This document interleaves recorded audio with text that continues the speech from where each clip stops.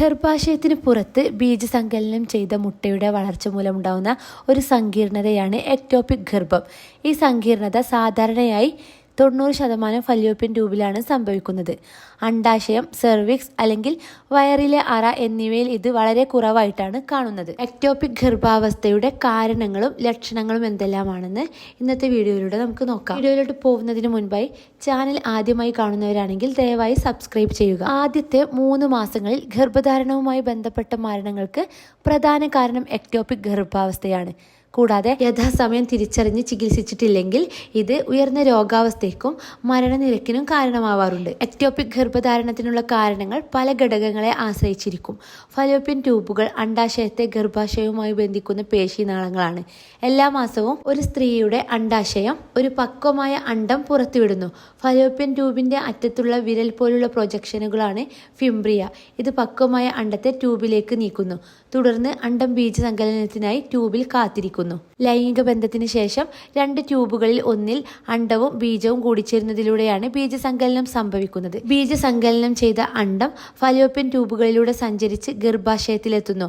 അവിടെ അത് വളർന്ന് ഒരു ഗർഭപിണ്ഡമായി വികസിക്കുന്നു. ഈ ഭ്രൂണം സാധാരണയായി 4-5 ദിവസം ഫലോപ്പിയൻ ട്യൂബിൽ ചെലവഴിച്ച് ഗർഭാശയ അറയിലേക്ക് യാത്ര ചെയ്യുന്നു. ബീജസങ്കലനത്തിനു ശേഷം 6 മുതൽ 7 ദിവസങ്ങൾക്ക് ശേഷം ഇത് അവിടെ ഇംപ്ലാന്റ് ചെയ്യുന്നു. ഇതാണ് ആരോഗ്യകരമായ സാധാരണ ശരീരശാസ്ത്രം. എക്ടോപിക് ഗർഭാവസ്ഥയുടെ കാര്യത്തിൽ ഗർഭാശയ അറയിൽ ഭ്രൂണ വികസനം കാണുന്നില്ല. എക്ടോപിക് ഗർഭധാരണത്തിനുള്ള സാധ്യതകൾ ഇവയാണ്: ഫലോപ്പിയൻ ട്യൂബിനുണ്ടാവുന്ന കേടുപാടുകൾ. ഫലോപ്പിയൻ ട്യൂബിനുണ്ടാവുന്ന ഏതെങ്കിലും പരിക്ക് അല്ലെങ്കിൽ കേടുപാടുകൾ സങ്കോചത്തിനോ തടസ്സത്തിനോ കാരണമായേക്കാം. ഇത് ഭ്രൂണത്തെ ഗർഭാശയത്തിലേക്ക് എത്തിക്കാൻ കഴിയാത്തതിലേക്ക് നയിക്കുന്നു. ഇത് ഭ്രൂണത്തെ ട്യൂബ് പാളിയിൽ സ്ഥാപിക്കുന്നതിലേക്ക് നയിക്കുന്നു. അടുത്തതായിട്ട് വരുന്നതാണ് ഹോർമോൺ അസന്തുലിതാവസ്ഥ.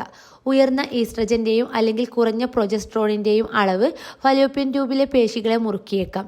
ഇത് ബീജസങ്കലനം ചെയ്ത മുട്ട കുടുങ്ങി എക്ടോപിക് ഗർഭധാരണത്തിന് കാരണമാകുന്നു. മറ്റു കാരണങ്ങളായിട്ട് കാണുന്നത് ഗർഭാശയത്തിന്റെ തകരാറുകൾ, യൂണിക്കോൺ യുവേറ്റ് യൂട്രസ്, അതായത് രോഗിക്ക് ചിലപ്പോൾ അണ്ഡാശയങ്ങൾ പോലുള്ള അപൂർവ ഭാഗങ്ങളിൽ പോലും തെറ്റായ ഗർഭധാരണത്തിന് കാരണമാകും. അസാധാരണമായ ആകൃതിയിലുള്ള ഗർഭാശയ അറയും ഒരു ഫലോപ്പിയൻ ട്യൂബും മാത്രമുള്ള ജന്മനാ ഉണ്ടാകുന്ന അസാധാരണത്വം. ഇതുപോലെയുള്ള ഗർഭാശയ തകരാറുകൾ മറ്റൊരു കാരണമാണ് അണുബാധ. ലൈംഗികമായി പകരുന്ന അണുബാധകൾ പോലുള്ള പെൽവിക് അണുബാധകൾ ഫലോപ്പിയൻ ട്യൂബുകളിലും സമീപത്തുള്ള അവയവങ്ങളിലും വീക്കം ഉണ്ടാക്കുകയും എക്ടോപിക് ഗർഭധാരണത്തിലേക്ക് നയിക്കുകയും ചെയ്യും. ഈ കാരണങ്ങളെല്ലാം തന്നെ ട്യൂബുകളുടെ സാധാരണ പ്രവർത്തനത്തെ തടസ്സപ്പെടുത്തുകയും വിട്ടുമാറാത്ത എക്ടോപിക് ഗർഭധാരണത്തിലേക്ക് നയിക്കുകയും ചെയ്യും.